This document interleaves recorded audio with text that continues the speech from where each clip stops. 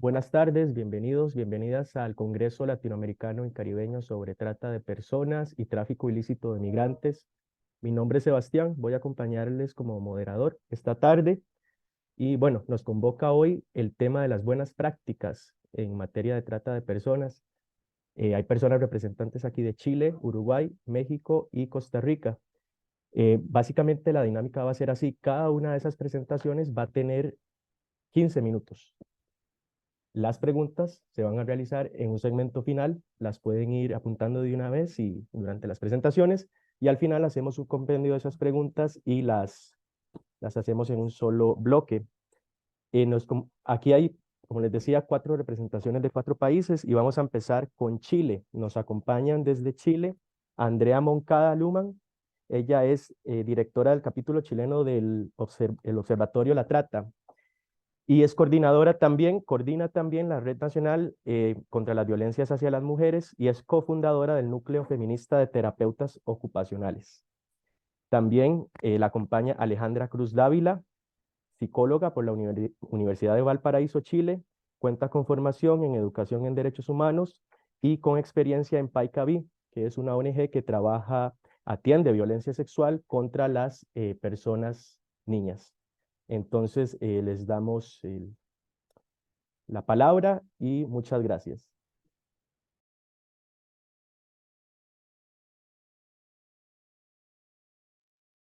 Hola, ¿se escucha bien? Sí. Así es, sí, gracias, Camila.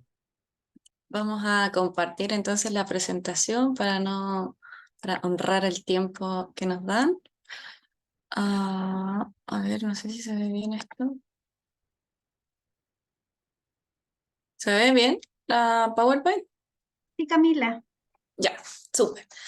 Bueno, contarles justamente que nosotras con la Alejandra co-coordinamos el capítulo chileno y en esta oportunidad queríamos presentarles en representación del mismo una sistematización de experiencia que realizamos el año pasado, que es de buenas prácticas en el abordaje de trata en sus diversas modalidades de explotación aquí en Chile.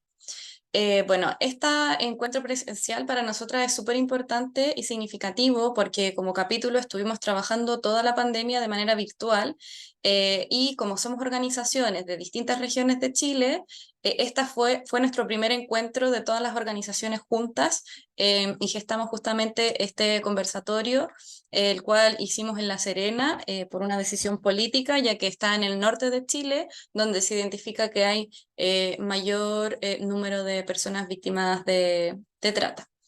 Entonces, bueno, aquí solo por nombrar las organizaciones que nos componen como capítulo, es la Red Chilena contra la Violencia hacia las Mujeres, Fundación Educere, que ejecuta la única casa de acogida para mujeres víctimas de trata que hay en Chile, ONG Paicaví, la cual representa Alejandra, la Universidad Católica de la Santísima Concepción, ONG Raíces, Libera, Buen Pastor y Monitoras Interculturales para prevención de trata de personas.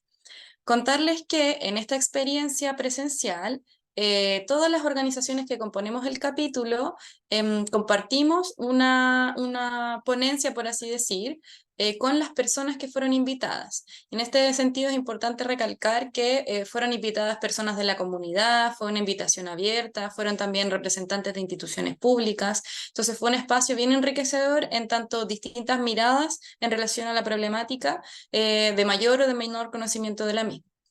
Entonces, cada una de nuestras organizaciones entonces hizo una ponencia y junto con una ponencia de la Mesa Intersectorial de Trata, que es una forma institucional de abordar este problema. Las ponencias fueron de trata de mujeres con fines de explotación sexual, violencia estructural y activismo feminista, la trata con fines de trabajo forzado, sobre prevención de buenas prácticas contra la trata y el tráfico de personas, herramientas para la detección de explotación sexual comercial de niños, niñas y adolescentes.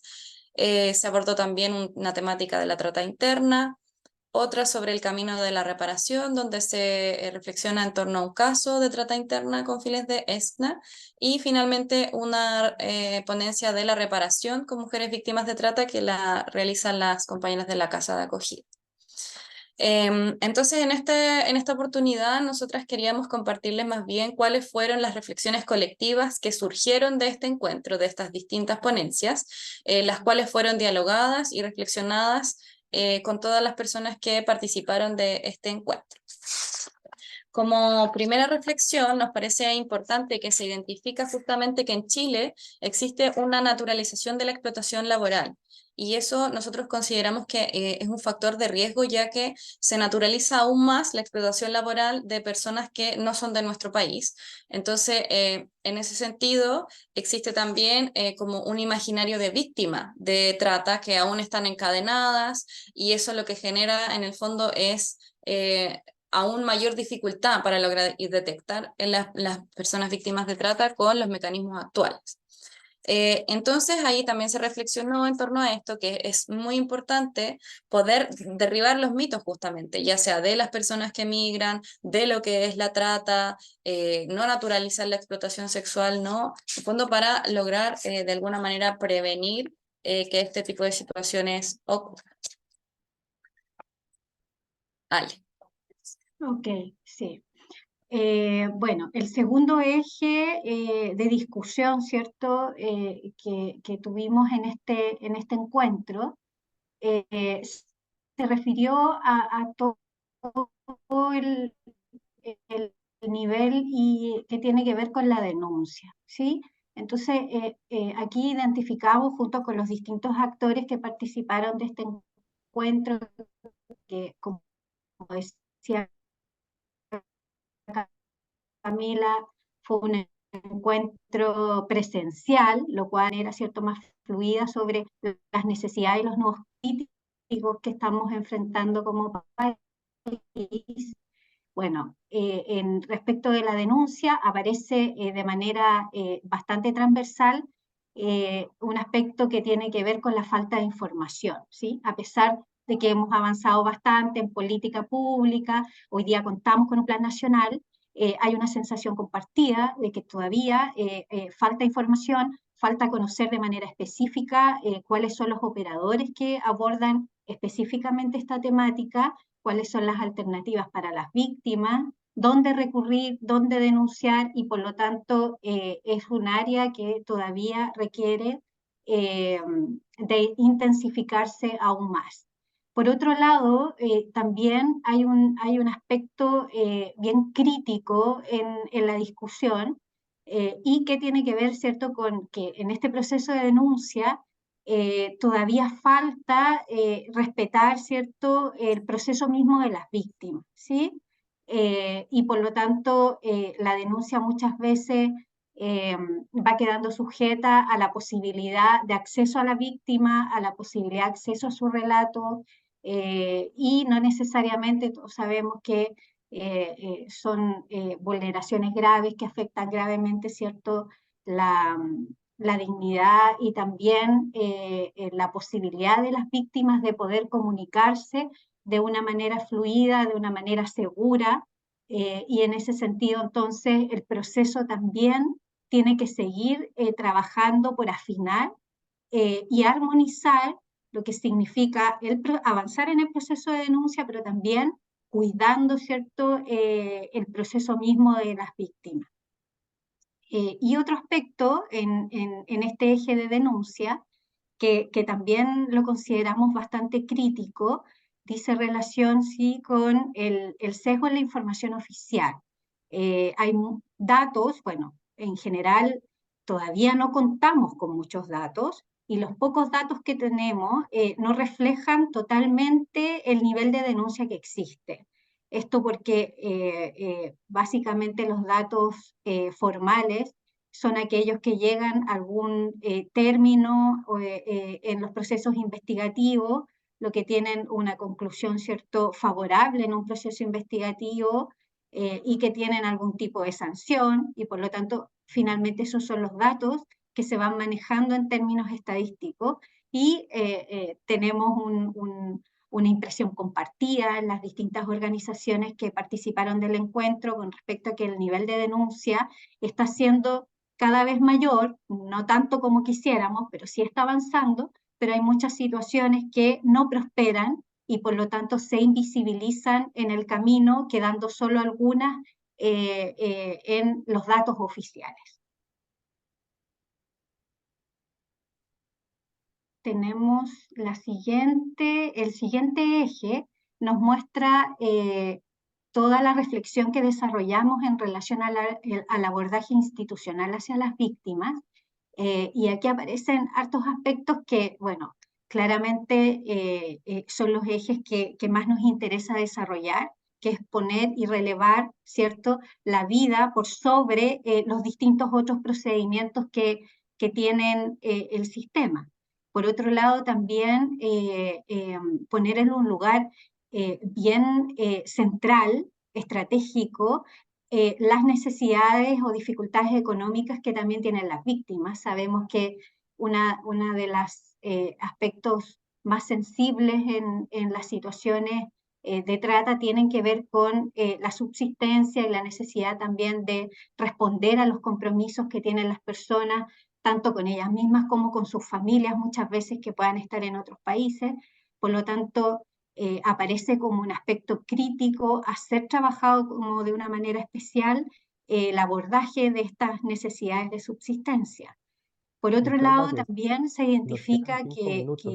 que la operativización de la ley que ha ido sí perfeccionándose en nuestro país, obviamente todavía hay bastantes aspectos que tienen que seguir avanzando, pero en este avance también se comparte la necesidad de poder ir trabajando con respecto a las voluntades de las personas que operan en el sistema, ya que muchas veces va quedando relegado, ¿cierto?, el avance en los procesos solo en base a estas voluntades.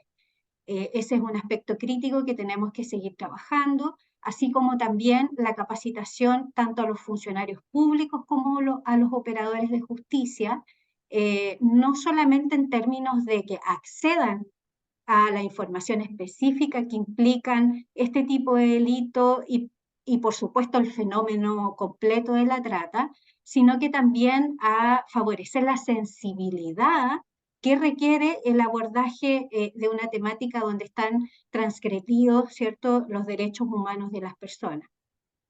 Y en el abordaje institucional también aparece como un aspecto crítico la escasez de presupuesto para abordar este tipo de situaciones.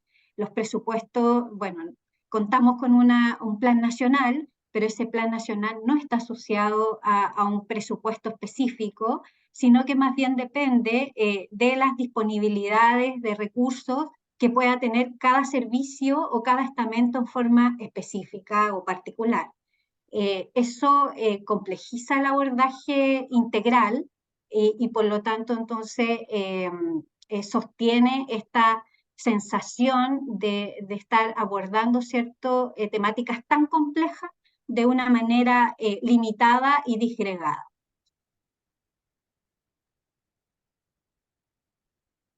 En relación al eje de investigación y persecución penal, aquí identificamos 3 grandes nudos críticos. El primero tiene que ver con este tratamiento VIP, le pusimos de esa manera para graficarlo, pero que básicamente dice relación sí con que los tratantes, así como tienen una posición de poder con las víctimas, también aparecen con una actitud totalmente desafiante con el sistema. Y por lo tanto abordando o enfrentando el sistema que los persigue, pero de una manera totalmente desafiante y poniendo, ¿cierto?, a disposición múltiples artimañas para poder evadir lo que es el proceso de investigación y de persecución penal. Entonces, este aspecto es bien relevante porque aparece el tratante o el victimario como tomando el control muchas veces de las situaciones, incluso del propio sistema. Por otro lado, la falta de los medios de prueba es un aspecto que sin duda afecta también el avance en los procesos investigativos y se requiere entonces intensificar aún más recursos para que los operadores que forman parte de los procesos investigativos puedan ir perfeccionándose en la búsqueda de medios de prueba que no dependan solo de los aspectos que pueda entregar o facilitar una víctima, especialmente considerando, ¿cierto?, las características o el nivel de daño que pueda implicar este tipo de situaciones en ella. Y la formación judicial, así como lo mencionábamos en el eje anterior, es relevante no solo en términos de actualizar conocimientos, sino que también en el nivel de sensibilizar a los operadores de justicia en relación al impacto que tienen este tipo de vulneraciones en las víctimas. Compañeras expositoras, nos quedan 2 minutos. Muchas gracias.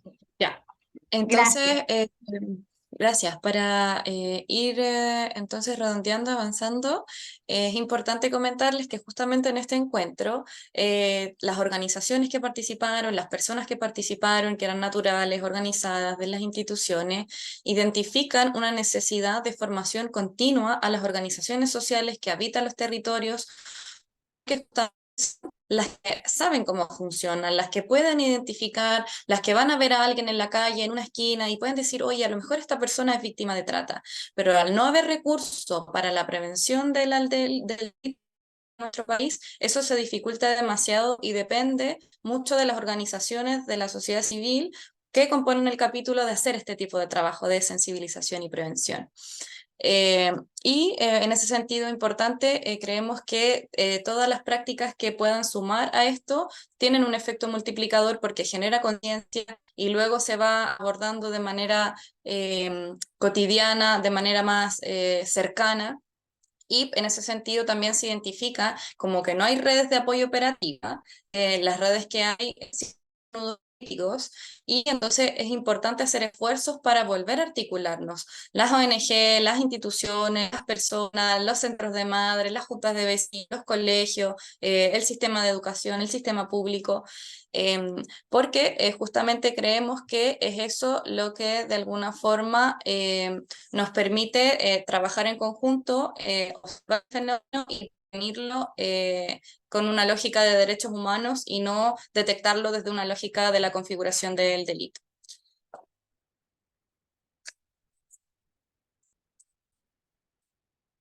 Y bueno, claramente el tiempo es un desafío, ¿cierto? Abordar una jornada que fue bien intensa y con alta información en poco tiempo, pero solo reforzar, ¿cierto? Que solo podemos avanzar en la temática, en el abordaje de la temática tan compleja como esta, con un trabajo colaborativo, tal como lo refleja la última imagen que hemos querido compartir con ustedes, donde cada pieza es fundamental.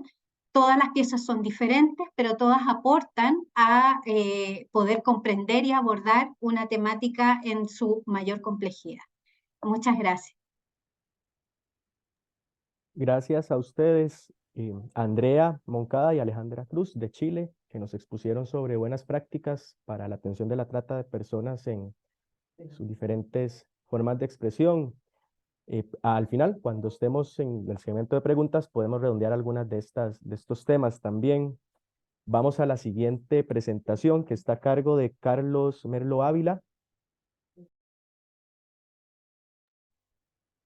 Carlos Merlo Ávila es de Uruguay, es psicólogo, cuenta con una maestría en Derechos de la Infancia y Políticas Públicas y actualmente está estudiando un doctorado en psicología también. Su ponencia se denomina Gobierno de las Víctimas, estudio de discursos y prácticas de mujeres en situación de trata. Y bueno, una cordial bienvenida, le escuchamos. Buenas tardes a todas y todos, buenos días. Yo ya no sé qué hora es por allí, pero tuve un problema ahí con los horarios. Para mí es un gusto enorme poder compartir con ustedes un recorte de mi investigación. Mi investigación que titulé Gobierno de las Víctimas, Estudio de Discursos y Prácticas de Mujeres en Situación de Trata, que surge como una motivación de articular mi experiencia en un servicio de atención a mujeres en situación de trata con fines de explotación sexual en la ciudad de Montevideo. Si bien tenía alcance nacional, ustedes saben que, o no sé si saben, pero Uruguay es un país pequeño que está centralizado casi todo en la capital, en Montevideo, y este servicio tenía alcance nacional, pero funcionaba justamente en esta ciudad. A partir de mi experiencia como psicólogo me fui preguntando acerca del sujeto de intervención, en este caso las mujeres, cómo se construía, cómo se pensaba el abordaje y la intervención. Yo creo que sobre intervención hay muy poco material, hay muy poca producción, por lo menos en Uruguay no lo hay. Sí se habla, sí hay producción de protocolos, de intervención, de protocolos de atención, perdón, pero sobre la intervención se ha dicho muy poco. Entonces, lo que intenté hacer fue un estudio sobre la intervención en un servicio especializado, sí, a partir de una etnografía que duró 2 años, en el cual participé de las reuniones de equipo de ese servicio, hice un análisis de documento y, bueno, y entrevistas a las personas que estaban implicadas. Pude entrevistar a diferentes disciplinas, profesionales de diferentes disciplinas, como el trabajo social, derecho, psicología, psiquiatría. Además, amplié un poco las entrevistas, también entrevisté a la recepcionista del servicio, porque me parecía que podía tener una mirada interesante y aportaba también a lo que era la investigación. Les quiero contar brevemente algo sobre el contexto de Uruguay, en el cual funciona este servicio también. Ustedes saben que Uruguay, a lo largo de la historia, ha sido un país de origen, tránsito, destino de trata de personas. Esto se sigue manteniendo al día de hoy, es una constante. La gran mayoría de las mujeres que ingresan a los servicios en Uruguay son de origen extranjero, siendo el gran número de mujeres latinoamericanas, con énfasis justamente en países centroamericanos, caribeños. Los servicios de atención en Uruguay atienden en su mayoría a mujeres provenientes de República Dominicana y Cuba, pero también, bueno, de otros países de la región. Uruguay también es un país de origen en el cual muchas mujeres uruguayas tienen como destino principalmente ciudades europeas y también algunos países de la región como ser Argentina y Uruguay. Estos datos los voy a pasar por alto porque el tiempo es poco. Titulé Gobierno de las Víctimas a la investigación a partir de una noción de Michel Foucault, un neologismo en realidad que de alguna manera el autor trabaja casi al final de su obra, que es interesante porque nos permite pensar cómo son de alguna manera conducidas las personas. Y yo acá tenía una cita textual, pero no la puedo ver porque aparece mi foto, pero un poco lo que quería recortar de esta cita de Michel Foucault que se encuentra en el texto Seguridad, Territorio y Población, que gobernar significa imponer un régimen, imponer a un enfermo, el médico gobierna al enfermo, que se impone una serie de cuidados que se gobierna. Bueno, me quedó mal la cita ahí, pero porque no la puedo ver del todo completa. A mí lo que me interesa trabajar del término de gobierno es justamente esta idea de esta grilla de inteligibilidad que aparece entre las relaciones de saber, poder y subjetivación.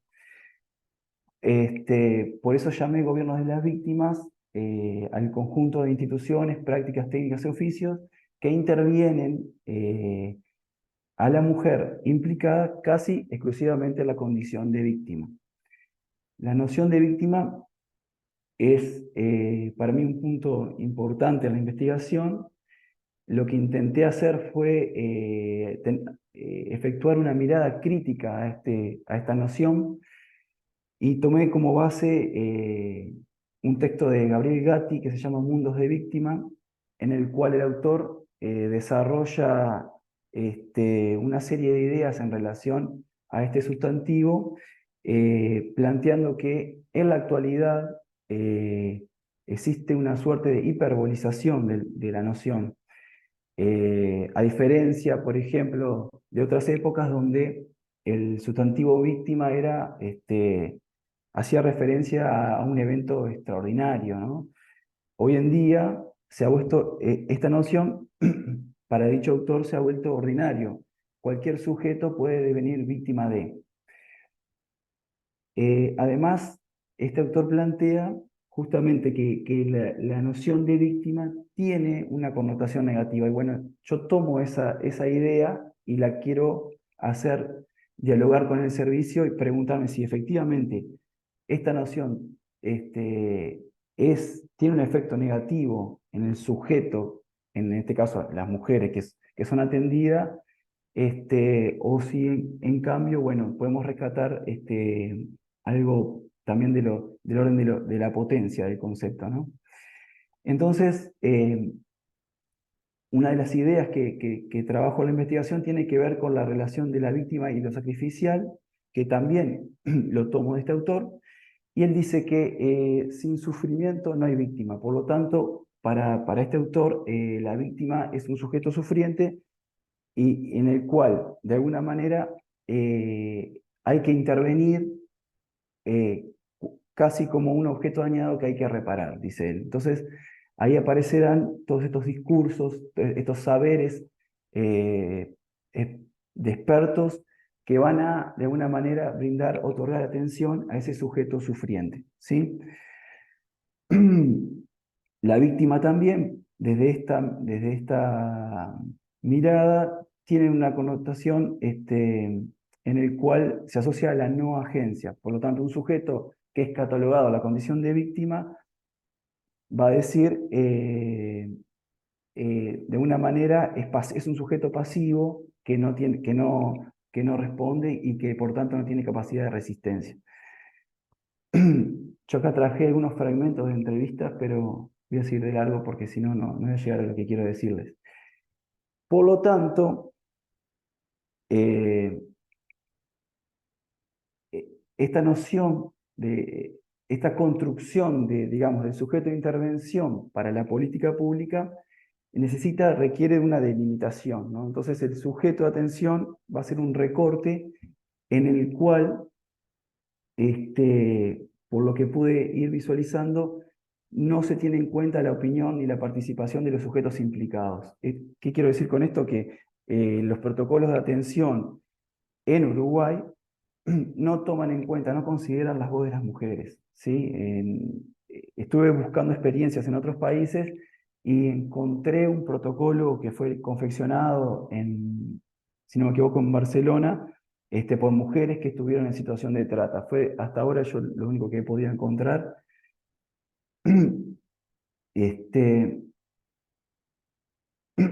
Perdón que ando con la voz media jodida. Y bueno, en cuanto otro de las cosas que les quería compartir de la investigación tiene que ver justamente con lo que hablaba al principio acerca de la intervención.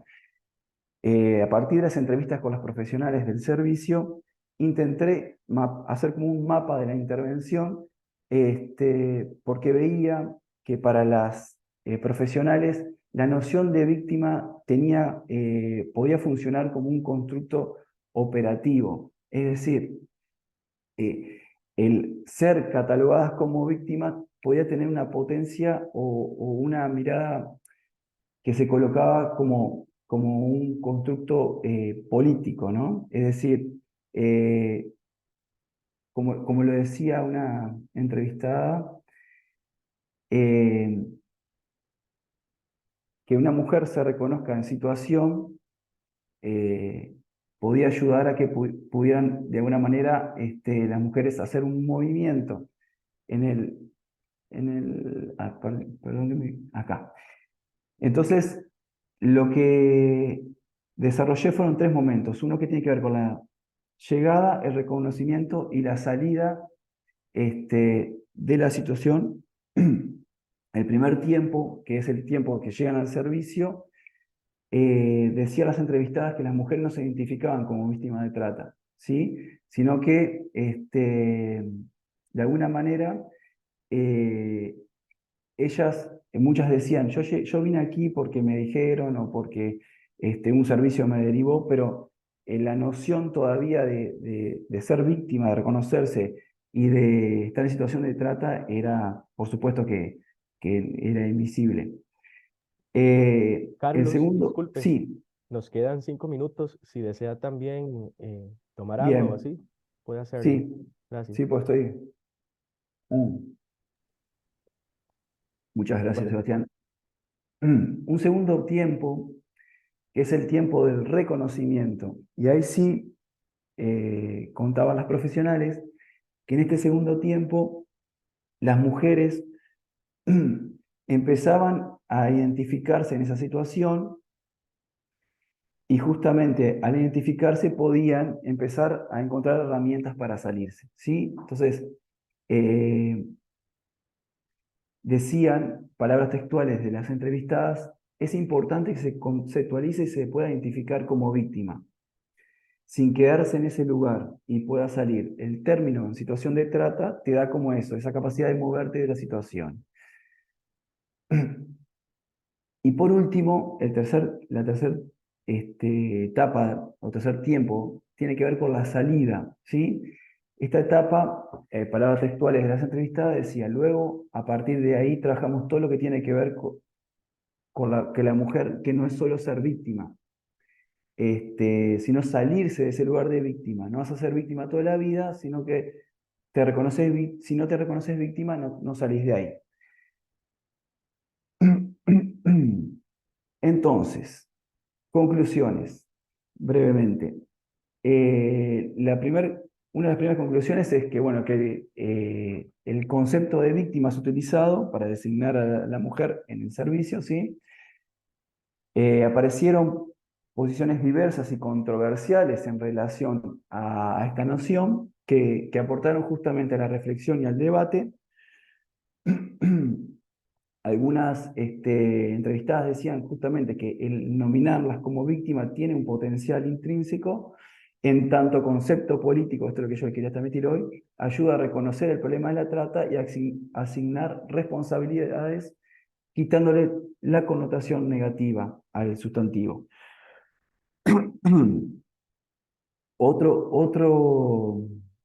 Otra de las conclusiones tiene que ver con parte del grupo, de una manera, traía un cuestionamiento acerca de este concepto y advertían que ubicar a la persona en el lugar de víctima o de un daño que se debe reparar podía negar las capacidades de agencia y resistencia de esas mujeres.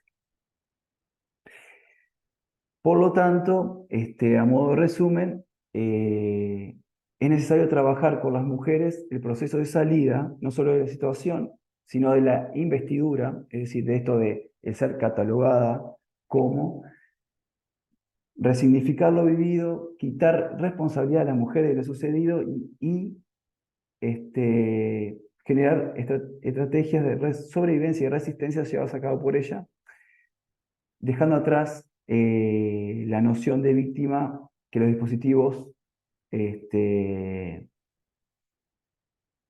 la noción de víctima de una manera que con la connotación negativa que tiene, y para promover su participación activa a los repetidos procesos. Bueno, perdón que me quedo cortado, pero no lograba ver del todo el PPT, no sé qué hice en la computadora, entonces algunas cosas las leí medias entreveradas. Pero bueno, muchas gracias. Todo por aquí. muchas gracias, Carlos Merlo, de Uruguay, por su exposición. Les recordamos que las preguntas las podemos realizar al final, las vamos a realizar al final, de hecho, y vamos a la siguiente exposición, que es de Carmen Gabriela Ruiz Serrano. Ella es doctora en Trabajo Social por la Universidad de La Plata, en Argentina, y maestra de terapia familiar. Es autora de libros como Maltrato Infantil, de la violencia doméstica a la violencia estructural, y ha investigado temas asociados a la violencia contra las infancias. Su exposición se denomina Proceso académico formativo universitario en materia de trata de personas, proyecto Problemáticas de la Niñez. Bienvenida, Carmen, cuenta con 15 minutos. Muchas gracias. Muy buenas tardes a todas y todos quienes nos acompañan esta tarde. Quiero agradecer a todas las personas que han hecho posible este espacio, este encuentro, y también decirles que me siento muy contenta de compartir esta mesa con tantas personas que trabajan el fenómeno de la trata de personas y desde diferentes espacios logran construir estrategias de implicación. Lo que vamos a revisar en estos 15 minutos de participación tiene que ver con un proyecto académico que se desarrolla en la Escuela Nacional de Trabajo Social de la Universidad Nacional Autónoma de México como un espacio de formación de trabajadoras y trabajadores sociales interesados e interesadas en el fenómeno de las violencias estructurales, específicamente del fenómeno de la trata de personas. Es así que voy a dar inicio con mi presentación, en donde vamos a desarrollarla en 4 momentos, esperando que nos dé el tiempo, en 3 momentos, esperando que nos alcance el tiempo para ello. Empezaremos hablando un poco de cómo es que yo llego a esta línea de investigación, cuáles fueron los principales elementos que consideré y la experiencia encarnada. En un segundo momento voy a hablar de las actividades sustanciales en el ámbito académico, en el entendido de que la universidad tiene la responsabilidad de realizar tareas sustanciales como la investigación, la docencia y la difusión. Y en ese marco es que se desarrolla este proyecto. Para finalmente hablar de cuáles son estos desafíos que hemos venido advirtiendo a lo largo de estos años, del año 2016 a la fecha, que es cuando decido desplegar esta propuesta. Voy a iniciar con un breve video, esperando que el tiempo y que la tecnología no nos traicione, porque ya sabemos que a veces eso sucede. Entonces, voy a compartir. Si acaso no se escucha, por favor, háganmelo saber.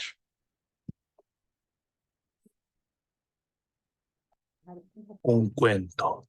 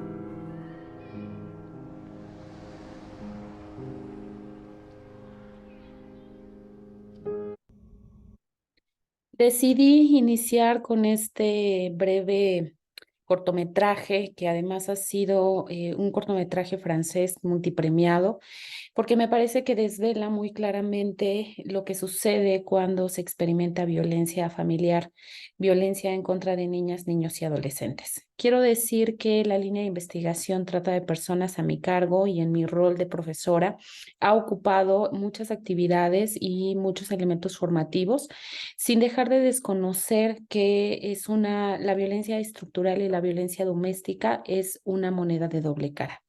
He sido trabajadora social operativa por más de 20 años en el sistema de protección infantil más importante en nuestro país, que es el Sistema Nacional para el Desarrollo Integral de la Familia, y he sido responsable de la atención de niñas, niños y adolescentes que han sido receptores de violencia al interior del ámbito doméstico y que les ha expulsado y vinculado con otras problemáticas conexas como pueden ser la trata de personas y los fines diversos.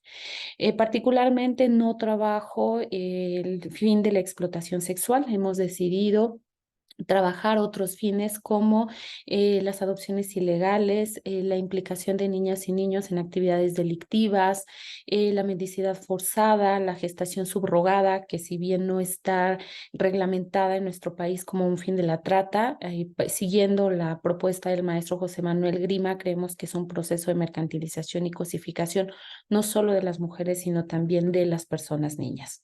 Es así que, bueno, en este reconocimiento de cómo las violencias tienen una relación dialéctica, ustedes podrán ver en este momento en su pantalla algunos datos que ocupan a nuestro país, en donde pueden encontrar el espectro de los feminicidios, los secuestros, la manera en cómo niñas, niños viven en contextos de pobreza en nuestro país. La tercera parte de la población se encuentra en el rango de edad 0-18 años y desafortunadamente de estos representan el 30% de la población mexicana y la mitad de ellas y ellos se encuentran en condiciones de pobreza. Y esto representa un caldo de cultivo muy importante para la perpetración de diferentes violencias, entre ellas la violencia doméstica y sí, la trata de personas.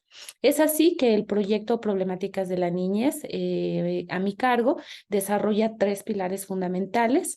En la parte de docencia, no imparto una asignatura que en la UNAM se define como una práctica de especialización específicamente de trata de personas y su vínculo con el maltrato infantil. Aquí también se enmarcan procesos de servicio social para el alumnado y cada año desarrollamos de manera presencial y durante el contexto de la sindemia o de la pandemia, desarrollamos una propuesta de seminario de manera virtual, en donde abordamos diferentes elementos teóricos que nos permiten comprender el fenómeno y las problemáticas conexas. Desarrollamos proyectos de investigación enfocados a la trata de personas y su impacto en las personas niñas y me enfoco en el acompañamiento de tesistas que se interesan por desarrollar investigaciones innovadoras en esta temática. Conscientes, y como lo comentaba Carlos en su exposición, conscientes de la enorme necesidad por generar conocimiento científico.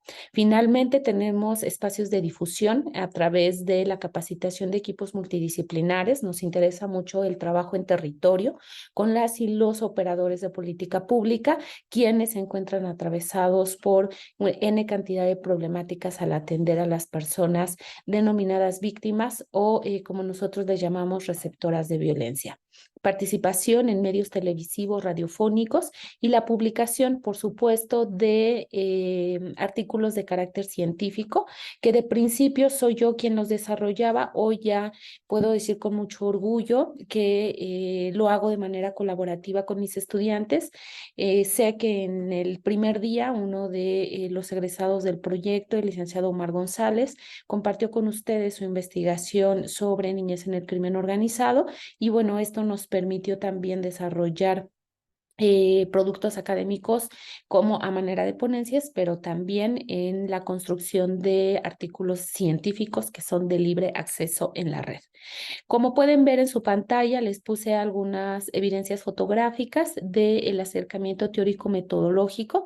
Trabajamos, sí, la construcción jurídica, pero nos interesa mucho más que las estudiantes conozcan los diferentes abordajes desde la antropología y la sociología y lo colocamos en 3 campos. Hablamos de lo que significa el ser niño o niña en el México contemporáneo, en la realidad actual y aquellos que transitan por el territorio nacional, porque han de saber que en nuestro país tenemos una problemática muy seria de movilidad irregular o desplazamiento forzado de niñas, niños provenientes del Triángulo Norte de América Central y entonces, bueno, damos algunos elementos teóricos y nuestra referencia más importante, podría decir yo, es por supuesto la propuesta del maestro maestro José Manuel Grima, quien nos lleva a considerar a la trata de personas como un fenómeno social complejo que está circunscrito en un modelo económico neoliberal profundamente voraz. Y en ese sentido nos distanciamos de la propuesta únicamente jurídico-punitiva enmarcada en el Protocolo de Palermo, conocedoras y conscientes de todo lo que implica esta problemática. Por el otro lado, tenemos la aproximación a escenarios de desarrollo próximo, en donde ellas trabajan con organizaciones de la sociedad civil y con instituciones de carácter gubernamental que atienden a estas niñas, niños, adolescentes y sus familias. Y también tenemos participación en actividades, en eventos académicos, formativos, diplomados, seminarios, para que ellas conozcan cuáles son estas otras voces, qué se está diciendo, qué están haciendo desde el ámbito académico y operativo para atender la problemática. Carmen, disculpe, Carmen, nos quedan 5 minutos. Gracias. Muchas gracias, Sebastián. Bueno, tenemos en la parte de docencia el diseño y organización de estos seminarios. Esta imagen que tienen ustedes del lado izquierdo es la última participación que tuvimos en el Encuentro Nacional de Centros de Asistencia Social, que ha sido uno de nuestros focos de atención, derivado de que en nuestro país hemos tenido experiencias de maltrato institucional y de trata de personas en su fin de explotación sexual, laboral, mendicidad forzada, tráfico de órganos y adopciones ilegales. Entonces, ha sido de nuestro interés implicarnos en estos centros de cuidado alternativo, antes llamadas casas hogar, y fuimos invitadas, y puedo decir con mucho orgullo que el proyecto fue el único proyecto académico a nivel nacional que colocó esta problemática y a quienes nos permitieron participar de esta actividad de carácter más institucional. En la imagen que tienen también de frente se alude al documental Ser Nadie para Nadie de Gabriel Dombeck, en donde habla de la problemática de vinculación de niñas y niños en actividades delictivas en nuestro país, y hemos tenido el privilegio de contar con él y con muchos otros que hacen trabajo desde otras dimensiones, como puede ser el arte, el cine, el teatro, la literatura, para poder debatir y reflexionar sobre lo que sucede en el mundo actual. Y bueno, como les decía, este seminario en donde hemos tenido la participación pues también de más de 500 personas en una primera emisión que nos permitió pues hacer estos puentes vinculantes entre la academia y el campo operativo. También se han desarrollado diferentes investigaciones. Cada año realizamos una investigación diferente. Actualmente estamos desarrollando una investigación con un enfoque de carácter cualitativo que tiene que ver con las adopciones ilegales a partir de la propuesta de Castoriadis, que son los imaginarios, y desde la propuesta de la metodología narrativa de Arias y Alvarado, que nos permite recuperar técnicas orales, interactivas y escritas. Y esto nos ha permitido entrar justo al mundo íntimo, al mundo singular, y saber cuáles son las motivaciones que llevan a algunas personas a comprar niñas y niños en el mercado ilegal, porque desafortunadamente en nuestro país eso ha sido algo que se ha dado de manera, digamos, más explícita. Hemos entrado en la dimensión de la intervención. Quiero decir que particularmente ya no me encuentro cercana al concepto de intervención. Me siento mucho más cómoda hablando de procesos de acompañamiento social, siguiendo las propuestas de algunas teóricas y operadoras como Mariela Solari, que es una uruguaya que trabaja desde esta perspectiva el fin de la trata, en donde entendemos el acompañamiento social como una convergencia de saberes y el reconocimiento de la agencia que tienen los actores de decisión y de acción con quienes trabajamos. Ya para irme encaminando hacia el cierre, tenemos en la parte investigativa 2 publicaciones que se pudieron llevar a cabo gracias a un proyecto, un financiamiento que nos dio la UNAM, que tiene que ver justo con algunas propuestas metodológicas para hacer investigación en espacios de cuidado alternativo, y uno primero que trata de plantear algunos elementos para la vinculación entre las violencias estructurales y las violencias domésticas. Y en la parte derecha lo que tienen es una memoria digital que es de acceso abierto, que con mucho gusto puedo compartir con ustedes, que aloja justo la experiencia del seminario. Finalmente, mis estudiantes han sido galardonados durante los años 17, 19 y 22 como ganadores de la Cátedra Extraordinaria de Trata de Personas de la Universidad Nacional Autónoma de México por sus estudios que han sido pues verdaderamente innovadores en estas temáticas. Migración, por supuesto, mendicidad forzada, implicación de niños, niñas en actividades delictivas y, como decía hace rato, gestación subrogada. Y para el tema de la difusión, pues actividades que hemos hecho en territorio y actividades que hemos hecho también con medios de comunicación nacionales e internacionales que permiten llevar justo los resultados de la investigación, teniendo participación también en el Senado de la República, en esta construcción o encaminar la construcción de políticas públicas para la atención de este fenómeno. Con esta última diapositiva termino compartiéndoles pues esto que hemos venido haciendo con las y los operadores, pensando en que definitivamente cuidar de las niñas y los niños, cuidar del principio de la vida significa cuidar de la humanidad. Y les dejo acá nuestros datos de contacto para quienes estén interesadas en las publicaciones, en los artículos, en lo que hemos venido realizando o seguirnos a través de las redes y la virtualidad con diferentes actividades formativas que están dedicadas no solo a estudiantes universitarios, sino también a profesionales que están en el campo operativo. Muchas gracias.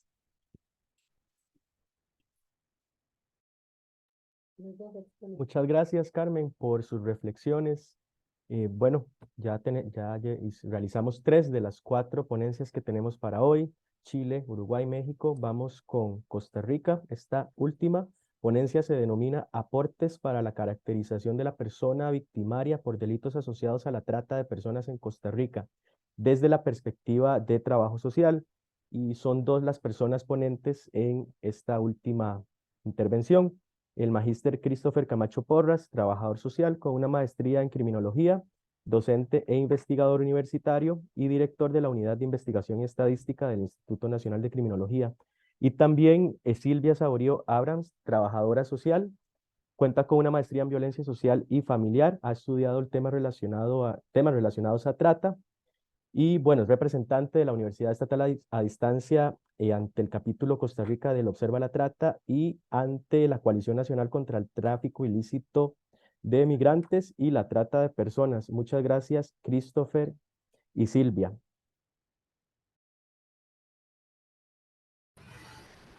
Hola, muy buenas tardes, tengan todos y todas. Muchas gracias por acompañarnos en todavía esta hora de la tarde. Saludos a nuestras compañeras y compañero de mesa. Voy a compartir que estoy aquí teniendo una dificultad técnica, yo creo. Vamos a ver, ustedes me perdonan si no lo hago bien. Pues es que no me deja.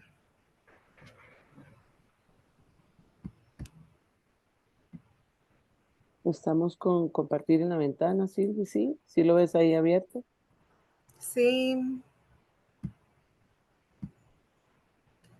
Vamos a ver. Múltiple participante. No. Compartir.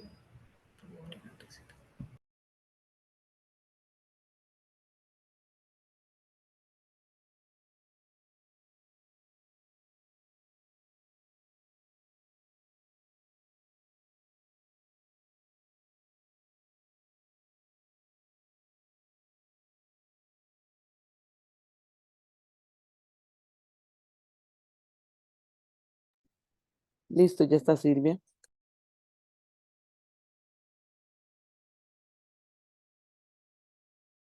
Tu micro cerrado.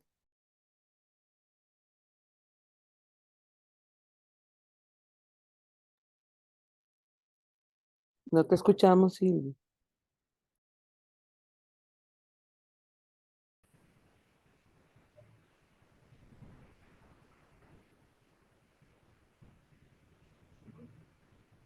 Estamos. ¿Me escuchan? Ahora sí. Correcto, ya estamos bien.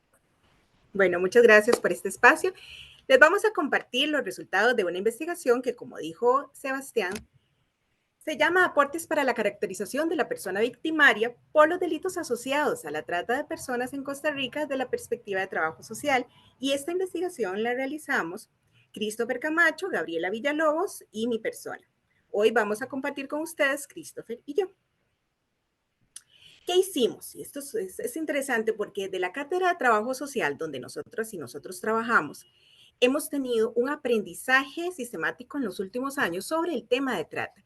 Y tenemos una serie de experiencias y conocimientos sobre los diferentes actores que participan en este fenómeno social. Con el compañero que trabaja en este sistema de la Dirección General de Adaptación Social, nos cuestionamos sobre el actor que es la persona victimaria. ¿Qué pasa con esa persona que delinque por este delito? Entonces empezamos a investigar y encontramos que hay una serie de protocolos y de investigaciones que tienen que ver con las víctimas, por lo menos en nuestro país, bueno, y también afuera, ¿verdad? Y con respecto a los procesos de investigación judicial. Sin embargo, sobre este actor participante en este delito, no hay muchísimo abordado. También encontramos en este proceso de investigación una ausencia de reflexión crítica sobre los factores estructurales, como lo veíamos hoy en la mañana en la primer conferencia, ¿verdad? Que tienen que ver con la trata de personas desde la teoría social y desde el enfoque de género.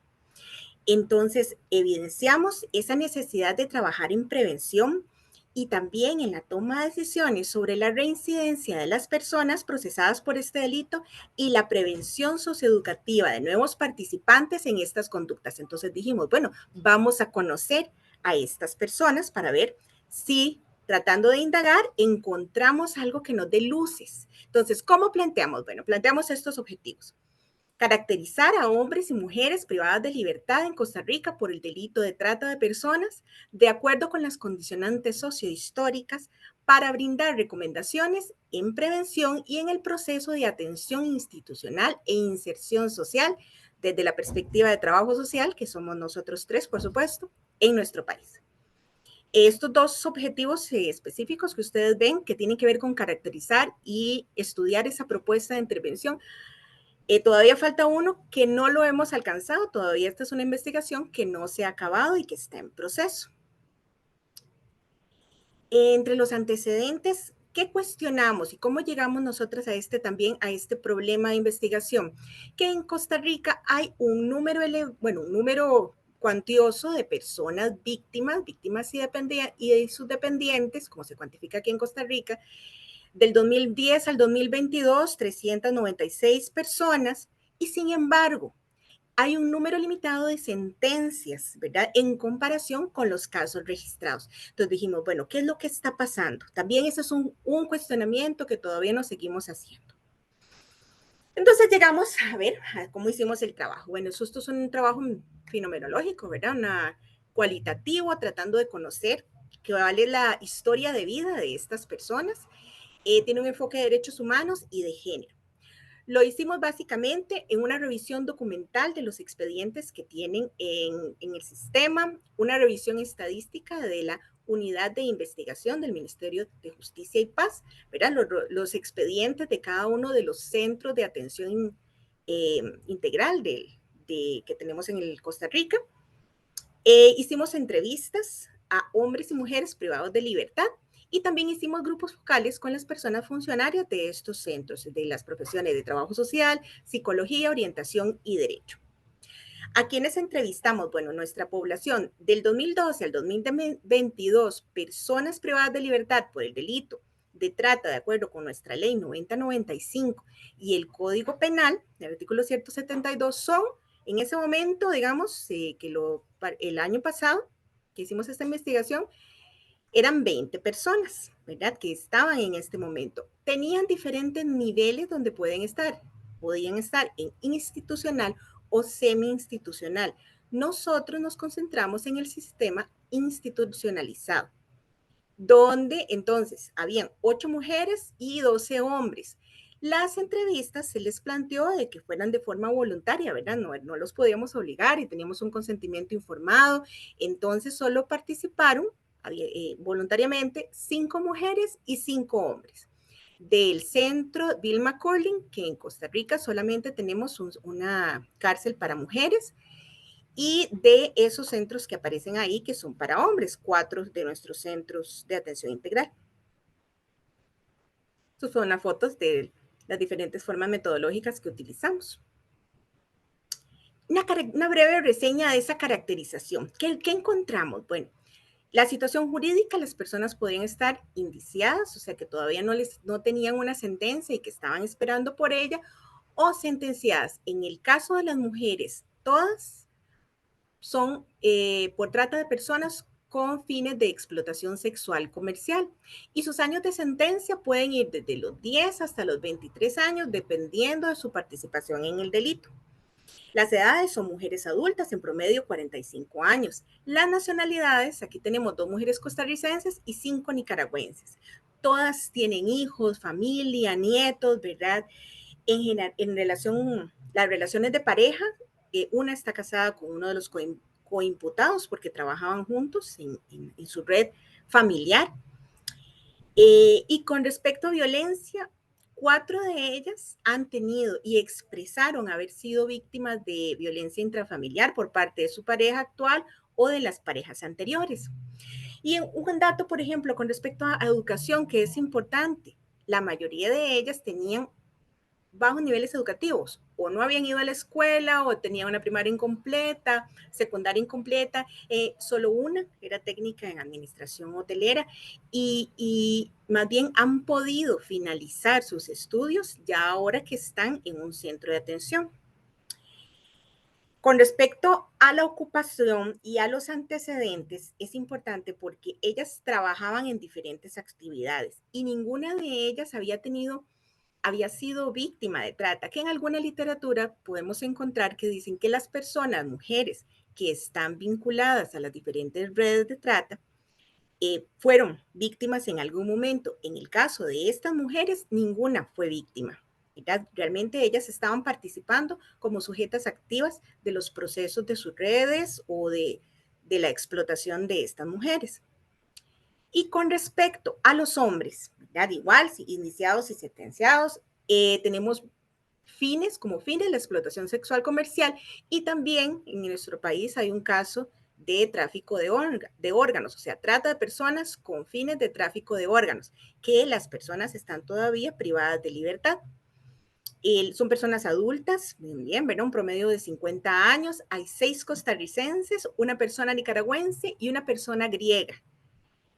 También tienen diferentes vínculos de pareja. No refirieron haber tenido ellos, por supuesto, no son ejecutores de violencia, ni tampoco fueron víctimas de violencia intrafamiliar, pero sí señalaron algunas cosas con respecto a su infancia. Con respecto a la educación, diferentes, ¿verdad? Como teníamos personas con una primaria incompleta, teníamos una persona con una universitaria completa, ¿verdad? Como lo es un médico. Ocupaciones anteriores múltiples, muy vinculadas como al tema del negocio, algo que les vincula, que les permitió participar en este delito de trata. Como antecedentes, la mayoría no tenía antecedentes en otro delito, ¿verdad? Ni tampoco como víctimas de trata. En general, solo uno había tenido un caso por abuso contra una persona menor de edad. La mayoría eran su primer delito. Entonces, ahora mi compañero Cris va a contarles cuáles son las principales conclusiones.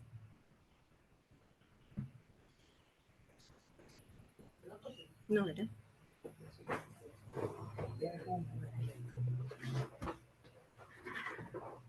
Listo. Perfecto. Bueno, muy buenas tardes a todas y todos.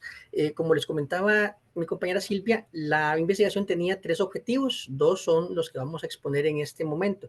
Uno, que ha sido la caracterización de las personas que han sido infractoras por el delito de trata, que son lo que acabamos de ver. Y la otra es un poco la modalidad de atención o de intervención que se está realizando con estas personas desde lo que es la Dirección General de Adaptación Social.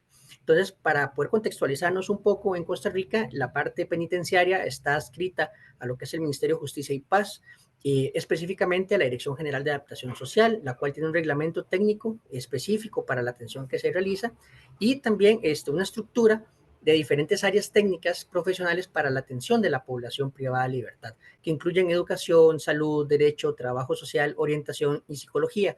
Hay algunos centros con programas especializados que incluyen algunas otras disciplinas como promoción cultural o salud ocupacional, pero en la investigación que realizamos nos encontramos que todas las personas que están sentenciadas por el delito de trata en ese momento no forman parte de esos programas más especializados, sino que están en centros de atención integral más comunes.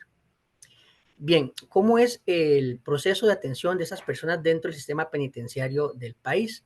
En la fase de ingreso, esas personas pues están teniendo un trabajo indistinto con respecto al delito, es decir, una persona que entra por trata de personas se le da el mismo procedimiento de ingreso que se le realiza a cualquier persona por cualquier otro tipo de delito, se le prepara un expediente administrativo, uno médico.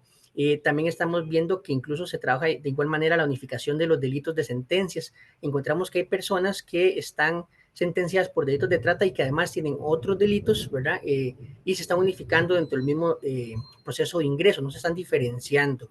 También se implementa el mismo instrumento de entrevista de valoración inicial, también sigue el mismo proceso para la elaboración del plan de atención técnica que es dado por el proceso del Consejo Técnico Interdisciplinario de cada centro. Y también están sujetos a la oferta técnica profesional que tiene ahorita el sistema penal, que son 4 ejes: habilidades para la vida, drogodependencia, violencia intrafamiliar y violencia sexual. Que eso es un punto importante que lo tengamos presente porque va a ser parte de las recomendaciones que se van a trabajar más adelante. En una fase ya de ejecución o de acompañamiento durante el proceso de la sentencia, esas personas tienen la oportunidad de recibir valoraciones paulativas para un cambio de modalidad de custodia, para poder acceder a otro tipo de programas de seguimiento, tal vez en comunidad o de semi-acompañamiento. También lo que tiene que ver con procesos de acercamiento familiar por medio de visita íntima o de visita de familiares. También la oferta de trabajo dentro del sistema penitenciario, la oferta de estudios y formación académica que también se les brinda, y prestación de servicios o incluso emprender actividades autogestionarias dentro de los centros penitenciarios. Es decir, esas personas que están sentenciadas por trata están viviendo ahorita las mismas situaciones y oportunidades y limitaciones que vive cualquier otra persona que esté sentenciada por cualquier delito en el país. Igualmente, en la fase de egreso encontramos que no hay mayor diferencia, igual están sujetas a cambios de modalidad para diferentes instancias, como un semi-institucional o incluso el uso de mecanismos electrónicos, si así se le permitiera por su tipo de sentencia. Entra en una fase de egreso donde se hace valoración de sus recursos familiares o sus recursos laborales o cualquier red de apoyo externo que tengan. Y también algo que identificamos durante la investigación es que hubo casos de personas que están sentenciados por delitos de trata que se les aplicó un procedimiento especial para poder ser ubicados en niveles de atención semi-institucional durante el periodo de la pandemia. Esto en razón de que tenían varios factores de riesgo a nivel de salud o por la edad que tenían. De las conclusiones generales de la población que pudimos realizar la investigación, notamos que todos son personas adultas con una edad promedio de 44 años, que en sus familias de origen sí nos comentan que tuvieron situaciones de pobreza extrema y que incluso mucho de esto les orientó a migrar hacia Costa Rica. La relación actual con sus hijos o hijas, ellos identifican que tienen roles de manutención, igualmente las mujeres, y también hay un gran arrepentimiento, que una de las necesidades que tienen en ese momento es el estar alejados de sus hijos o sus hijas. Con respecto a violencia intrafamiliar, las mujeres entrevistadas sí nos reportaron que han sido en general víctimas de violencia desde su etapa infantil o incluso ya adultas como sus parejas, y que también incluso esto pudo haber sido una de las motivaciones para que migraran hacia Costa Rica o a lo interno del país. Con respecto a estudios, vemos que hay también una gran diversidad, desde personas que no tenían estudios y eran personas analfabetas, otros que tenían educación inconclusa y algunos incluso que eran profesionales, ¿verdad? También dice que, bueno, lo que encontramos es que cuando abordamos el tema académico, eso parece que no incide en su decisión de participar del delito. También algunas de esas personas han optado por estudiar y seguir avanzando en sus estudios a nivel de los centros penitenciarios. La situación económica que ellos tenían y ellas tenían en el momento de cometer el delito, ya identificamos que tenían una situación más estable,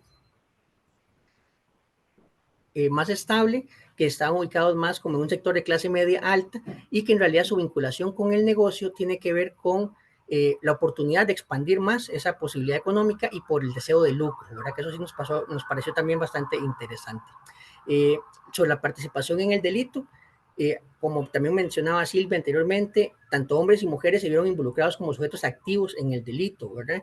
No se reconoció que ninguna de esas personas fuera antes parte de una red de trata donde fueran tratadas como víctimas o en algún espacio por el estilo. tuvieron diversos roles, ¿verdad? Desde actores intelectuales, trabajaron en el reclutamiento, en la captación, en la explotación, en el traslado o incluso en el cuidado de las personas víctimas. Sí notamos una particularidad, que es que en el tema de las mujeres que participaron de estos delitos, sí tenían mayor contacto directo con las personas víctimas y era más fácil identificarlas, ¿verdad? Durante el proceso de investigación judicial, las víctimas sí lograban incluso brindar nombres de las personas con las que tenían contacto cotidiano, y esas solían ser las mujeres, ¿verdad? Los varones que formaban parte de la misma organización no tienen tanto contacto directo con las personas víctimas. Luego, la situación que ellos viven a lo interno de los centros penitenciarios, muchos mencionaban que se consideran a sí mismos no culpables o que están mal sentenciados. Eso nos lleva a pensar mucho en el nivel de conciencia que tienen sobre su participación en una organización, ¿verdad? Como tal vez muchos nos decían que solamente eran los administradores de un bar o que solamente estaban a cargo de la limpieza de ciertas cabinas donde vivían las muchachas víctimas, y no se conciben, no se entienden como parte de una organización que desarrollaba todo ese tema de trata de personas, ¿verdad?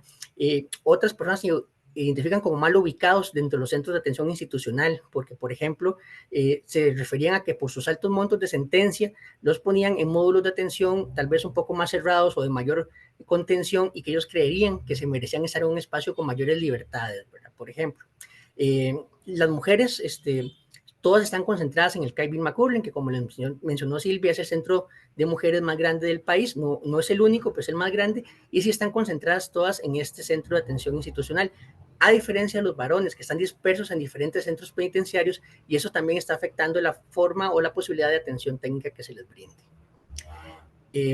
Buenas tardes. Vamos Sí. cerrando con el tiempo.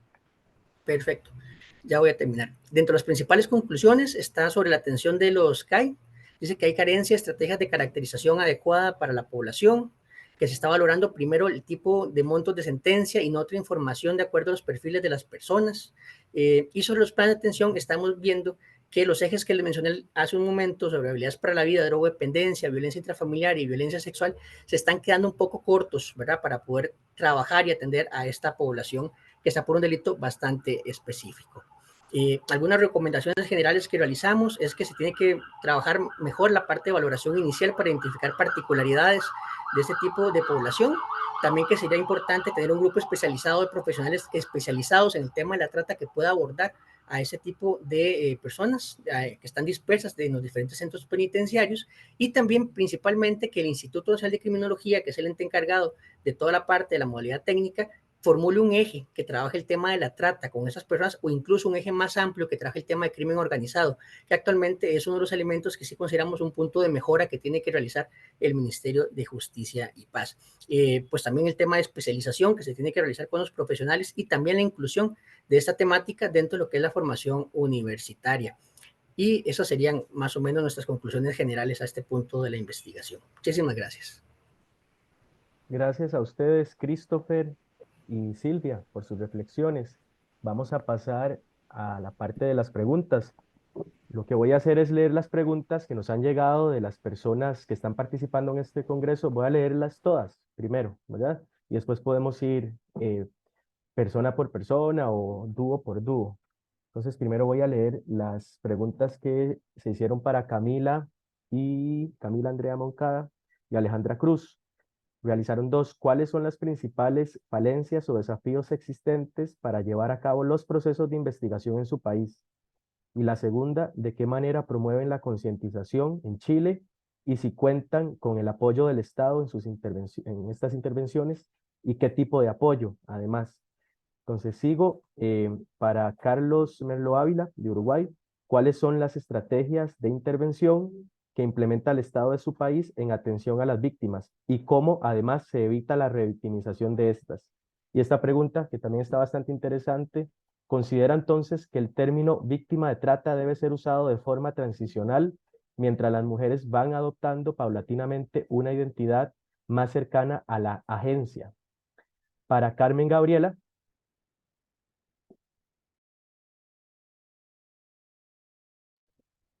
gracias. Para Carmen Gabriela, hay tres preguntas. En referencia a los entornos próximos, ¿considera que estos han contribuido con la disminución de la violencia en la población infantil? Sobre las adopciones ilegales, ¿de qué manera se interviene en México para atenderlas? Y la última, en este proceso investigativo se encontró relación entre el narcotráfico y la violencia a las niñeces mexicanas y en tránsito por México, si se identificaron. Si hay alguna pregunta, porque las estoy leyendo, que tal vez no me expliqué bien, me dicen. Y voy con las últimas dos preguntas para Christopher y Silvia.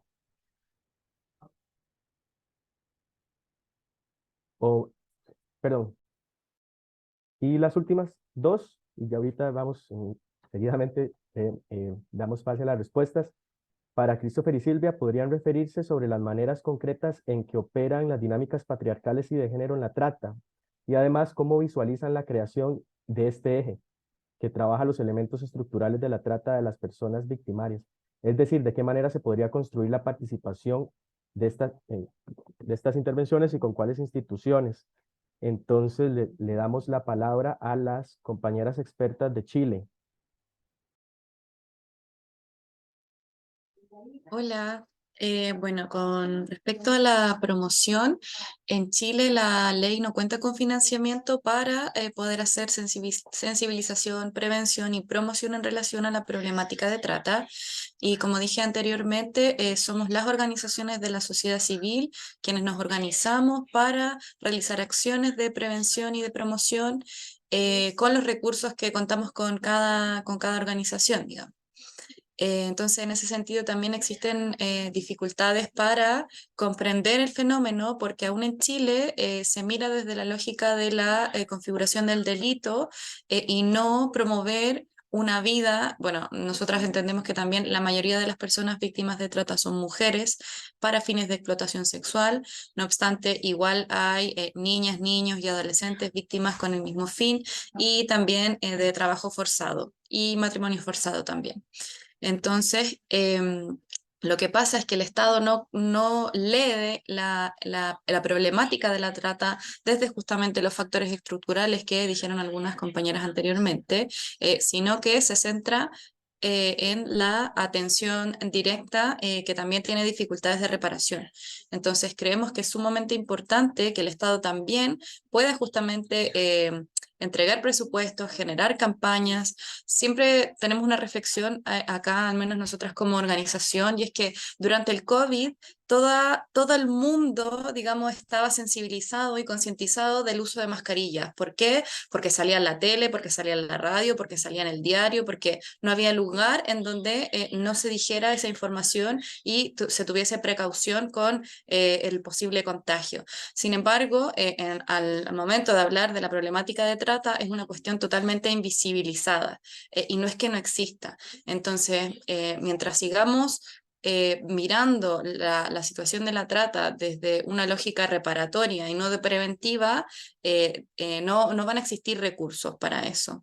Bueno, considerando también los recursos limitados que puedan tener los estados, pero en el fondo, en muchos estudios aparece que justamente en la promoción se utiliza menos cantidad de dinero y puede generar beneficios mucho mayores, ¿no? Porque la idea es justamente prevenir y no acompañar a personas que hayan sido víctimas de este delito. Sí, quizás complementar también, Sebastián, con respecto a la otra pregunta en relación a las falencias y desafíos, ¿cierto?, en el abordaje.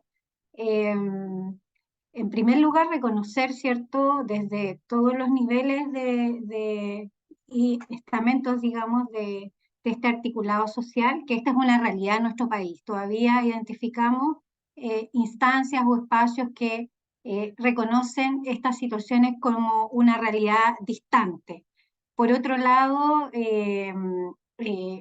fortalecer la articulación de los distintos actores creo que sigue siendo un desafío, y en ese sentido hemos identificado que para avanzar en la articulación hay que sostener el trabajo, como lo señalamos, uno de los principales desafíos tiene que ver con la articulación y la instalación de mayores recursos, pero recursos orientados a la especialización del abordaje. Estamos enfrentando una realidad que es compleja, que sigue siendo invisible en nuestro país y bueno, a nivel, digamos, global también, y por lo tanto tiene que haber un esfuerzo mayor y más importante en la inyección de recursos orientados a el abordaje con una mayor especialización. Muchas gracias, compañeras Andrea Moncada y Alejandra Cruz de Chile. Le damos la palabra a Carlos Merlo Ávila de Uruguay. Si alguna persona ponente requiere que realice las preguntas, de nuevo me dice. Carlos. Sí, ¿qué tal? En relación a la primera pregunta que mencionabas, en realidad el Estado uruguayo cumple de alguna manera con los acuerdos previstos en materia de trata. De hecho, tenemos servicio de atención especializada, tenemos una ley específica, o sea, hay normativa. Por lo tanto, lo que yo quería un poco hacer hincapié, más que nada acerca de la intervención, tenía que ver con que si bien existen equipos especializados que atienden a las situaciones de trata, sobre todo, yo siempre que hablo de trata sexual, porque es la que estudié específicamente, ¿no? Lo que me parece es que hay poca sistematización de esas prácticas o no existen casi investigaciones que hablen acerca de cómo se trabaja con las mujeres en situación de trata. Yo creo que hay mucho acerca del qué, ¿no? De la detección, de la sensibilización, pero todavía aún hay muy poco del cómo se trabaja y cómo se abordan las situaciones. En relación a la segunda pregunta, sí, un poco lo que rescato de la investigación tiene que ver con esta noción de víctima como algo transicional. De alguna manera en donde yo partía de una hipótesis que luego quería contrastar acerca de si esa connotación negativa tiene un efecto negativo en las prácticas. Y lo que aprendí a partir de la investigación tiene que ver justamente con esta cuestión operativa, en donde el ser catalogada en esa condición, de alguna manera, ayuda a que las mujeres se reconozcan en situación de trata, pero el desafío, y esto es creo que lo más importante, es tratar de que la mujer no quede colocada en ese lugar de no agencia, ¿sí? Entonces, de alguna manera, sí se utiliza esa noción, por lo menos lo que decían las profesionales, para el reconocimiento, pero luego hay que hacer como un movimiento de salida de esa identidad negativa, y justamente para apostar a la capacidad de agencia y resistencia de las mujeres. Me parece que eso es un poco lo que quería comentarles.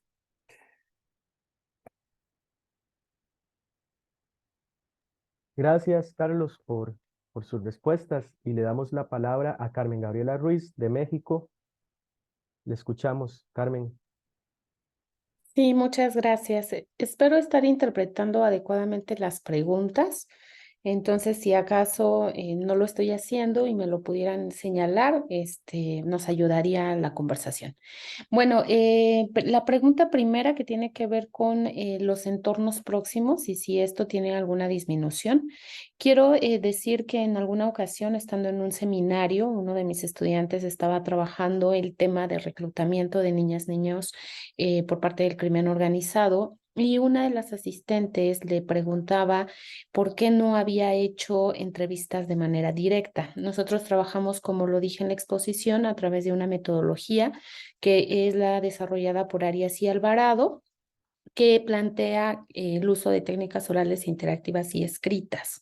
Y esto permite entrar a los fenómenos no necesariamente a través de entrevistas, que es lo que usualmente se hace. Entonces, esta persona le preguntaba por qué no lo había hecho y nosotras tenemos un posicionamiento muy claro que tiene que ver con no revictimizar a las personas y no poner en riesgo a las estudiantes tampoco. Es muy delicado en nuestro país. Recientemente se publicó un documental que se llama Los Plebes, si tienen oportunidad de encontrarlo en la red. Es un documental que justo es realizado con estos chicos y chicas que están en el crimen organizado y pone en mucho riesgo a las personas que se implican en esta realidad. Por esas razones que siempre entro en la formación de estudiantes de manera triangulada, es decir, a través de las personas que trabajan con estas poblaciones. Por un lado, con la intención de respetar a las personas que están involucradas y por el otro lado para cuidar también de estudiantes, no olvidemos, son estudiantes de licenciatura y a veces tienen muchas iniciativas, pero no necesariamente tienen o tendrán las condiciones de seguridad para los temas tan delicados que se tratan. Entonces, sí hay un acercamiento en los diferentes dispositivos institucionales, pero no hacen una actividad directa, por lo menos en la formación de licenciatura. Ya cuando están haciendo la tesis o la maestría, definimos otras estrategias. Con respecto al tema de las adopciones ilegales, desafortunadamente en nuestro país lo que nosotros hemos encontrado es que hay una relación profunda con el tema de la adopción. La adopción entendida de niñas, niños que viven en estos denominados casas hogar. Y al respecto, la investigación que nosotras hicimos, lo que logramos fundamentar es cómo hay imaginarios que hacen creer que las personas adultas tienen el derecho de adoptar y nos alejamos del derecho de niñas y niños a tener una familia, el mecanismo de restitución de derecho.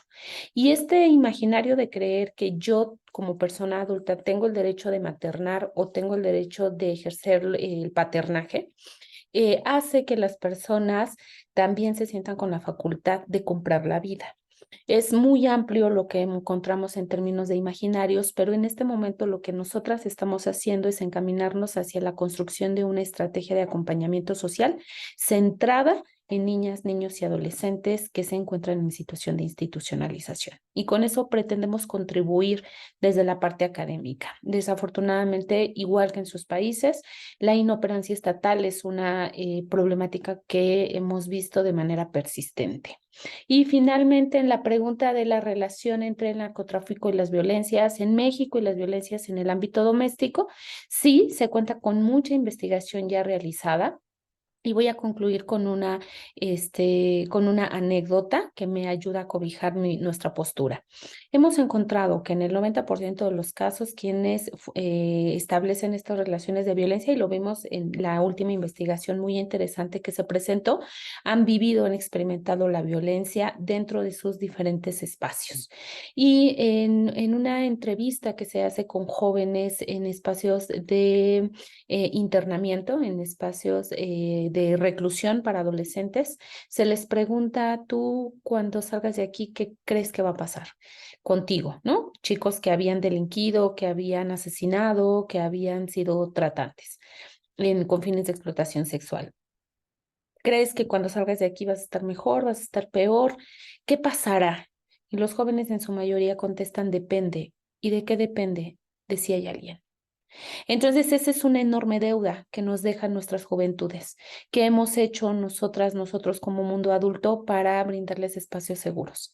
Y eso es sobre lo que ahora estamos versando en la construcción de estas estrategias de despliegue que nos permitan disminuir o por lo menos incidir en esta sensibilización para entender que las niñas y los niños son una responsabilidad social. Gracias. Muchas gracias, Carmen. Y le damos la palabra a Christopher y a Silvia para la respuesta a las preguntas. Gracias. Gracias, Sebastián.